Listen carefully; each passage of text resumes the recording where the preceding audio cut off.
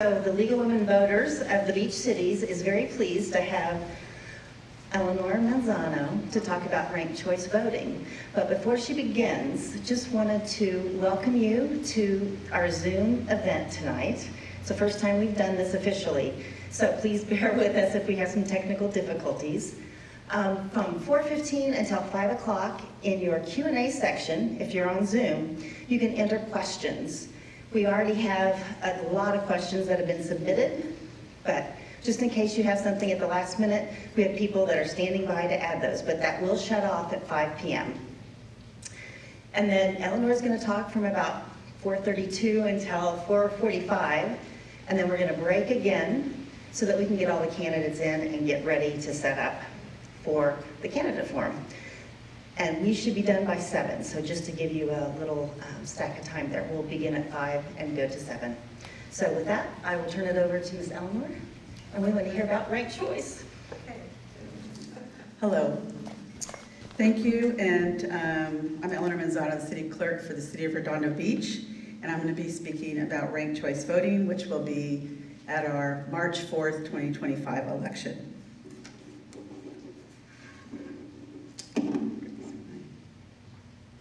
Okay, so what's changing? So in 2023, Redondo Beach voters passed a measure to adopt instant runoff voting. It was 76% voters said yes. The City Council decided that ranked choice voting, a form of instant runoff, will be used for the first time in March 4th, 2025. For this election, ranked choice voting will be used to elect the mayor, council members from District 1, 2, and 5, and the city attorney. Ranked choice voting will not be used in elections for the school board.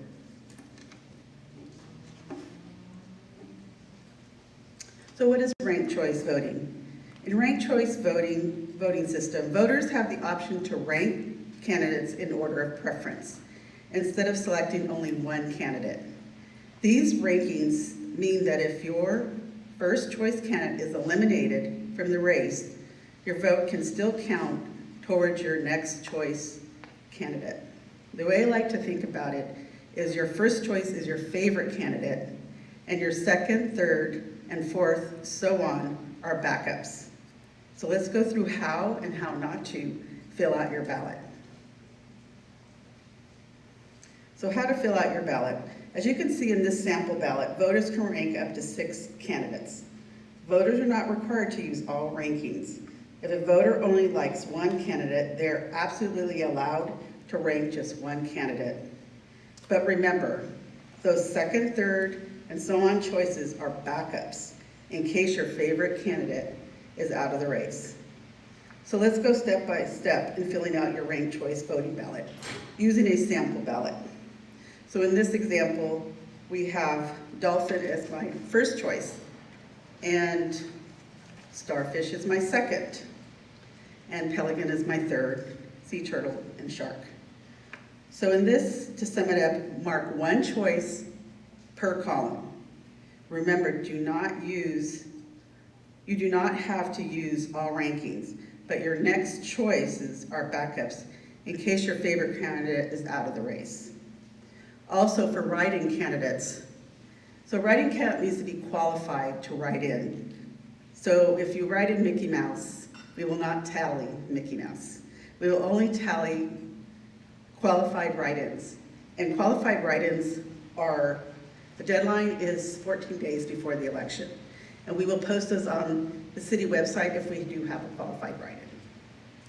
Ranking other candidates does not impact your first choice. So how not to fill out your ballot? The voter seems to be really likes dolphin. In fact, they've ranked dolphin for all their choices. Now, this person may have thought that ranking dolphin for all of their choices somehow supercharged their vote. Sorry to say, it doesn't. Ranking the same candidate more than once does not increase their chances of winning. If you fill out a ballot like this, it will be counted in dolphin, but if dolphin were to be eliminated, there is no backup choice of this ballot. It is essentially the same thing as ranking dolphin as your first choice. and then leaving the rest blank. So remember, so the instant runoff is to replace our runoff that we would have if nobody won 50% plus one. So we would have a runoff in 6 weeks. So this eliminates that. So that second choice, third, and fourth creates that instant runoff if that first choice does not have 50% plus one. So another way of how not to fill out your ballot, the voter will fill out this ballot has marked 3 candidates as first choice. This kind of error is called overvote, and it can happen in any election, whether it's ranked choice voting or not.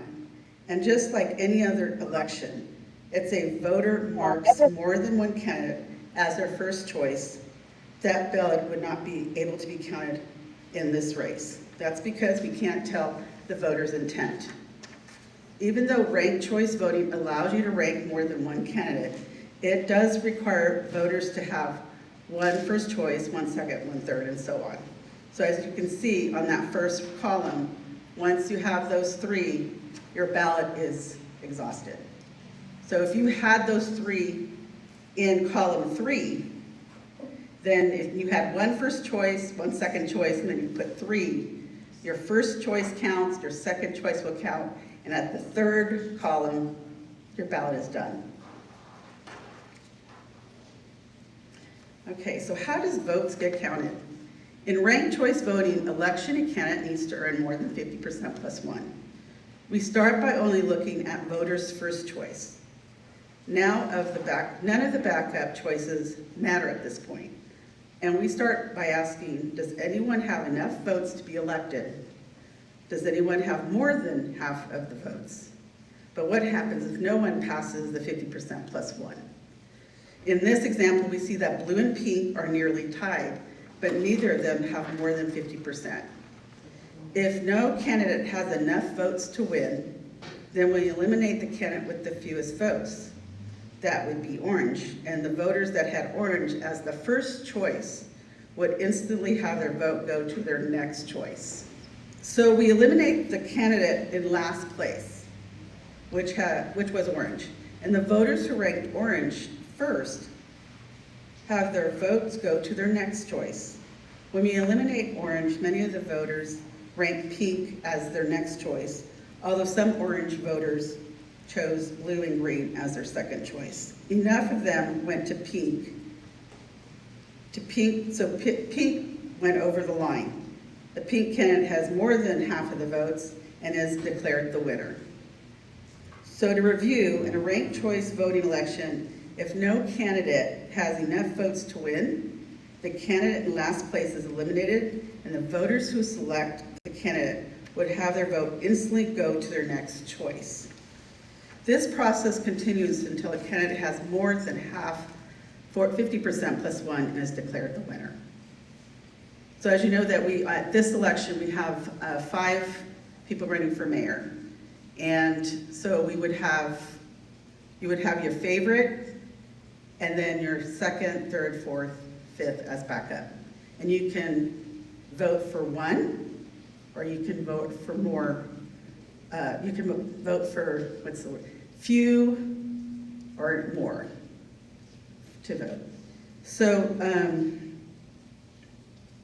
next is, so you should have all received your ballot by now. If you haven't received your ballot, you need to contact our office so we can provide you a new ballot. If you've lost it or you've made a mistake, please call the city clerk's office. Also, you can mail your ballot. You have a pre-postage stamp on your ballot. The drop-off boxes, we have one in each district. One is at the Riviera Triangle, Main Library, Dominguez Park, North Branch Library, and Anderson Senior Center. And then you can also drop it off at the city clerk's office during business hours. On election day, we'll be open from 7 a.m. to 8 p.m. And if you have any questions, please give us a call. The other thing is,